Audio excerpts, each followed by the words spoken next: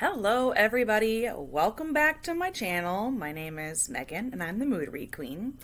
And today, our video is probably going to be too long, first of all. And secondly, picking out the books for this video was harder than I thought because there's just so many. So this will probably come up again, another video of the same thing. But today we are talking about heroes who ruined me for other men. And it's a doozy. And so I've put together, I think I have 8 or 9 books. They range, there's some fantasy, quite a bit of realistic fiction, and then we've got one historical romance. There was just way too many to choose from, and I couldn't. I couldn't stop myself. So there are a bunch of other ones that I'm probably going to talk about in other videos. Some of these I've talked about more recently, so I'll try to go quickly. But these are characters who basically have made it really difficult to have realistic expectations of men in today's world. I don't know about you. The online dating thing, like, I say that as someone who's barely tried, but still, like, part of my soul lives in like 1812 when you could go to like the town, get-togethers, the dances like in Meriton, and just in Pride and Prejudice, and just like dance with somebody, have a dancing card, you have fun, you meet people. You walk in gardens and talk and whatever. Like, part of me will never be at peace with this whole, like, shopping for people online thing. I love the internet. This is a tangent.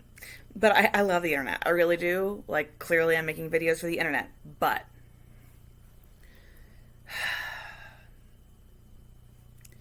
I wish it wasn't so hard.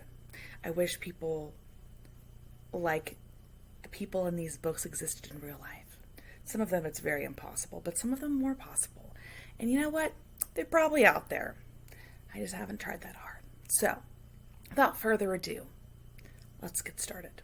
So, the first one, everyone, I'm sure, has this person. And that is Rhys from the Acotar series. This is a chunky series, and it's been a couple years since I read it. I'm a little, when you love something so much and you're afraid that your love will make you have maybe ridiculous expectations, or you're afraid to revisit aspects of a story that maybe a new perspective, you might have a different reaction. Well, I have not revisited this. Of course, I listen to people talk about it all the time. I watch, booktubers talk about it. But if you don't know, very, very briefly, actually, should I? Okay, yeah, briefly. I say that like I'm gonna not talk for 10 minutes about this, but Acotar is A Court of Thorns and Roses. The first book is A Court of Thorns and Roses, and it is a Beauty and the Beast retelling with fae. But the twist is that maybe, how do I say this without spoiling a lot? I don't know. The couple that you think you're going to be invested in for the majority of the series isn't actually the couple that comes to true fruition. And a member of the couple who is like hardcore couple goals is Rhys. And Rhys is the High Lord of the Night Court, and he is incredible. Okay, he's hot, and not looks don't matter, and at the same time, he's like hot, he's tall. I think he has like freaky lavender eyes or something. I don't remember. It's been a minute. He has like dark hair. He has this dark past. He's kind of tortured. He sacrificed himself for other people. He's patient. Feyre doesn't know how to read when they meet. Feyre is human when they meet. If you don't know the story by now, come on, get on it. But he is someone who, he doesn't ask for a lot, I guess you could say. So he,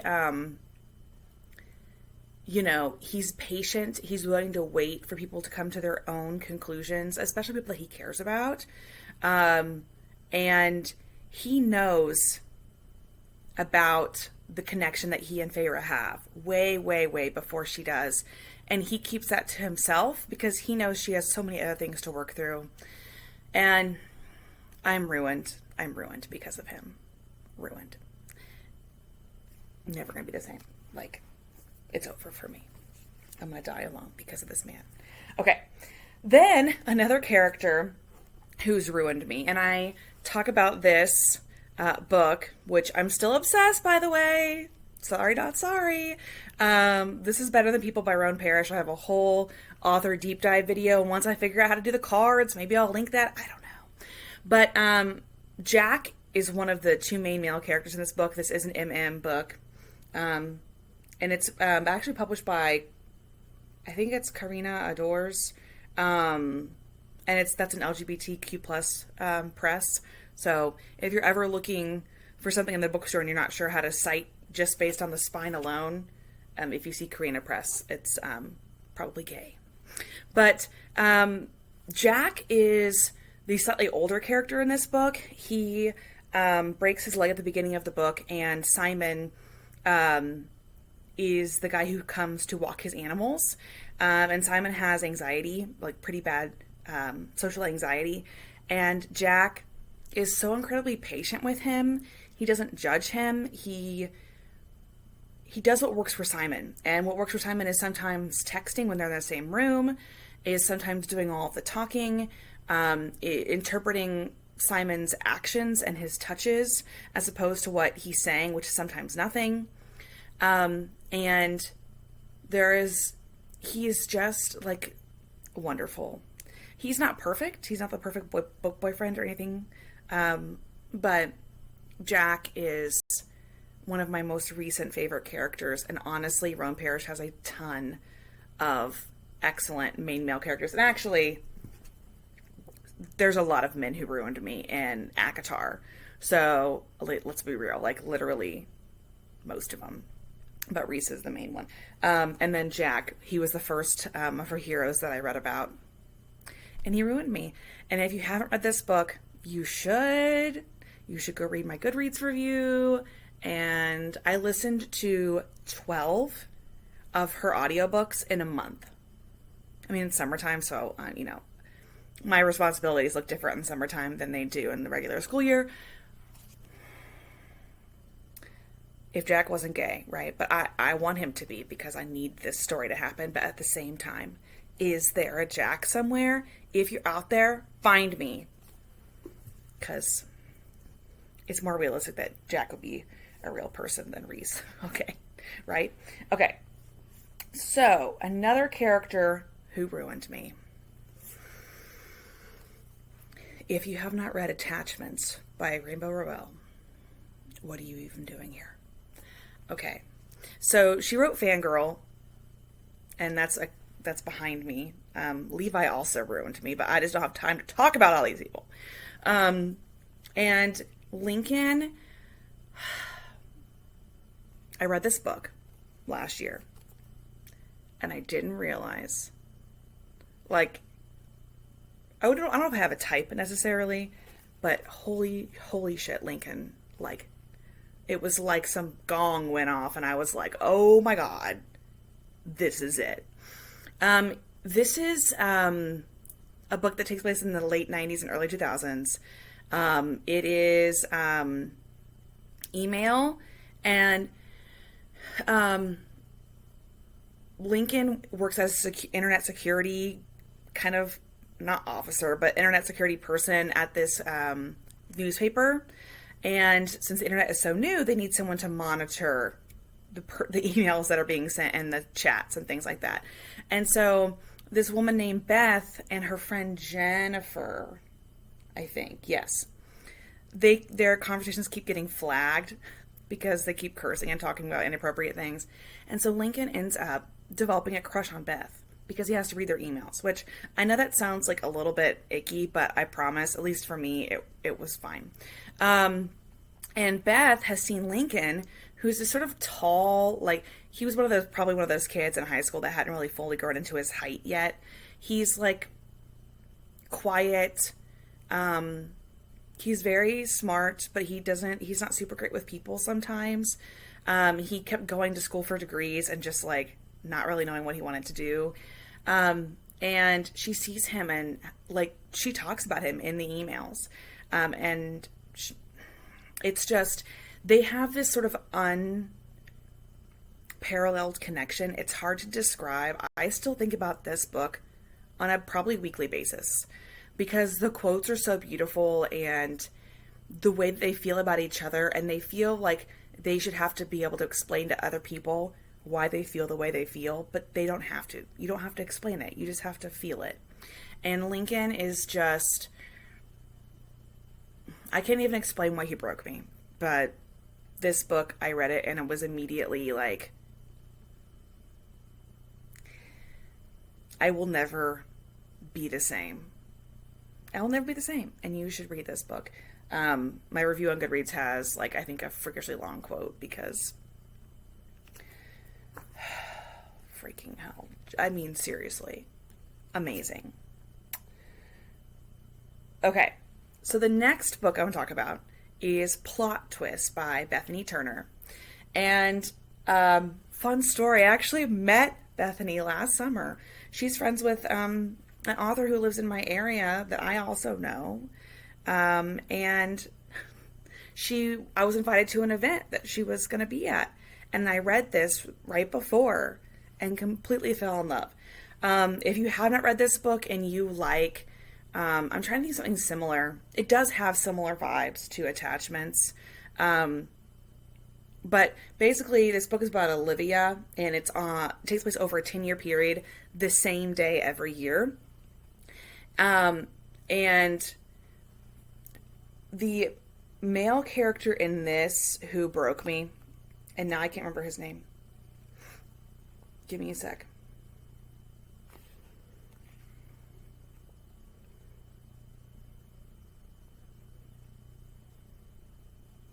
I can do this.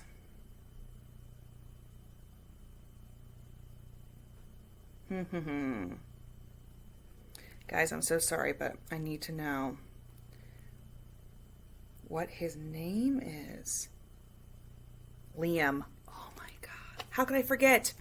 So she breaks up with Liam very early on in the book. And they go through a period of being friends. He dates her best friend. She realizes that she has feelings for him still, but she's the one who called off their relationship because she just wasn't feeling it. Like maybe she wasn't deserving of him. I know that could sound annoying, but it's not. I had so many complex thoughts about this book, but he is just such a persistent presence in her life. He lets her question what she wants. He doesn't get mad about it. I mean, there are a couple scenes where he's a little bit frustrated because she's coming to realizations after he's been hurt by her action or inaction. But he is just this solid presence in her life. I think he's a lawyer or something. I don't even remember. But he ruined me. He ruined me. Like, he and Liam actually, like, tag teamed, not in the way that you're thinking. That would be an experience. They both, like, normal guy ruined me. I was like, oh my God, these people could actually exist, blah. And actually, I read these close together. And then you add Jack in there, and I'm like, wait, maybe these people could be real. Because they're all, like, pretty realistic. Anyway, oh my God. She has several other books, and I have not read all of them yet. But this book just, so good. And the cover's so cute. Okay. I'm like running out of space. I gotta figure out how I'm gonna store all these. Okay. Let's do another fantasy. So, another character who ruined me. So, this is Radiance by Grace Draven. I've said it before in videos, I'll say it again. Sometimes I read books that have questionable covers, and that is Radiance. Actually, and the thing is, I love this book so much that I'm actually like okay with it. But we at school we send one of the other English teachers. We send the books that we've read, and she'll print off the covers and have her kids laminate them, and we put them outside our doors so it shows like what we're reading and what we have read. And of course, I don't send everything, you know. But I send stuff as long as it looks appropriate. And my kids are like, why? And I'm like, I'm so sorry, but just because the cover's ugly doesn't mean that it's not a good book. And also, fun fact, the Fake Crate has special editions of these. And I ordered them because this is the first book in the Wraith King series. And it's a duology, and then every Wraith King has their own book. Why it's called the Wraith Kings series is revealed in book 2. And really, book 1 and 2 are like a duology, because though this has conflict, it's like a friends to lovers, but it's like an arranged marriage friends to lovers. And it is not like any other book I've ever read. And Brishan is a Kai. He's not human. I know you can't see this very well, but he's got some slate gray skin, some sharp black nails, some fangs, and he could kill you. He could rip you in two. Like nobody's business. But he is married to Ildiko. I mispronounced her name the entire time I read it, but I don't care. And she's a human. And they are both mutually okay with this marriage that's going to happen. And he is very protective of her. She can stand up for herself, of course, but he is patient. There's no like hopping into bed together from the beginning. They take the time to get to know each other, and they're not attracted to each other because she's human and he's not. And so he doesn't think she's attractive and she doesn't think he's attractive. But then later they do. And this book. Okay. Also, all the guys in these books, like in the third book, what's his name? The third book has not come out on paperback yet, and I'm like, waiting. I've read it on Kindle, and I'm not gonna lie, might have bound a book in my classroom, but whatever. I can't remember what his name is right now, but Cerevic. Cerevic in the third book is also, he ruined me, but like Brishan ruined me more. This could come off so inappropriate. Okay, other books that ruin me. Okay. Or heroes and books that ruin me. So, people don't talk about Meg Cabot anymore. I don't know if she pissed somebody off or what, but I used to read a ton of Meg Cabot when I was in high school. And I read her like, YA and middle grade stuff, and then I started reading her adult.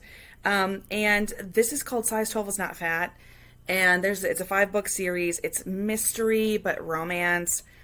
And it's fantastic. And if you haven't read it yet, I mean, I hope it stands the test of time. This copy is so old. Like, it's questionable. But it's basically she explains, I think, in a Q&A that essentially she decided to write these because she wanted to know what would have happened if, like, a Britney Spears-esque character broke up with Justin Timberlake, gained a few pounds, and, wanted to see what her life was going to be like, right? So she's out of the spotlight. Her name is Heather. She works at a dorm, and she lives with her ex-fiance's older brother, Cooper.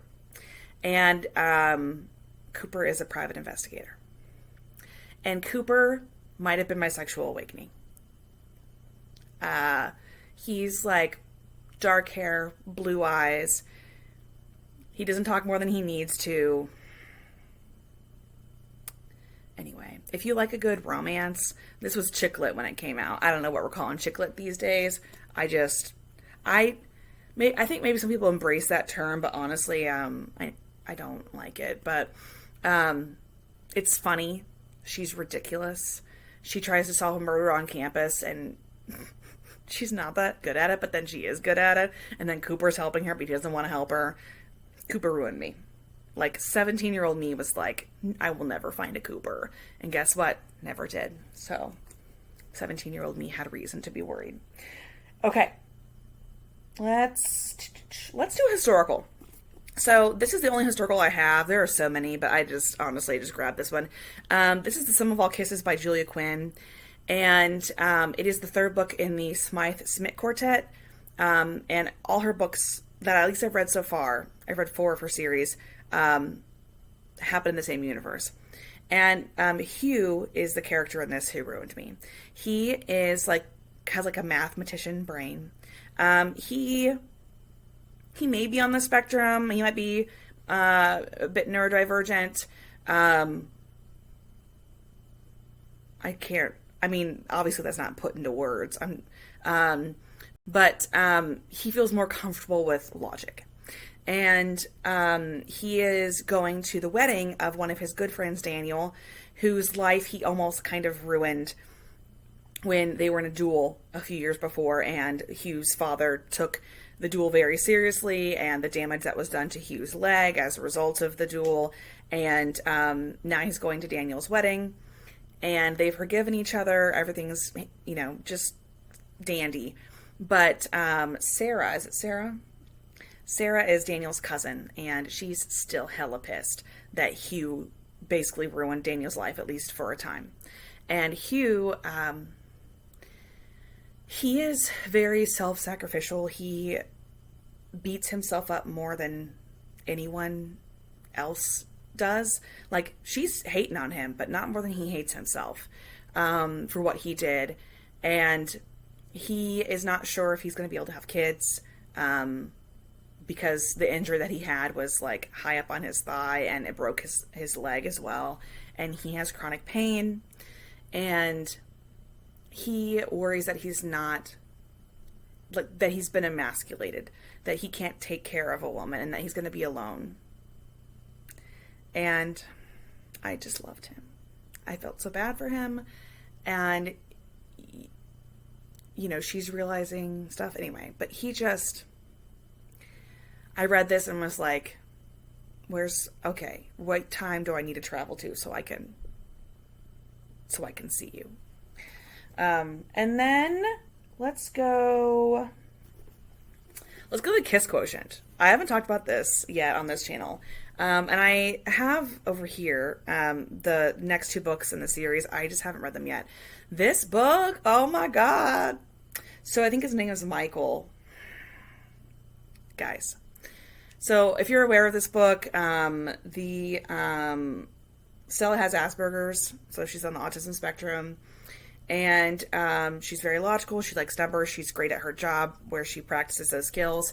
But she's not super comfortable with intimacy. And in the past, the relationships that she's had where she's been intimate with these men, it's not rape.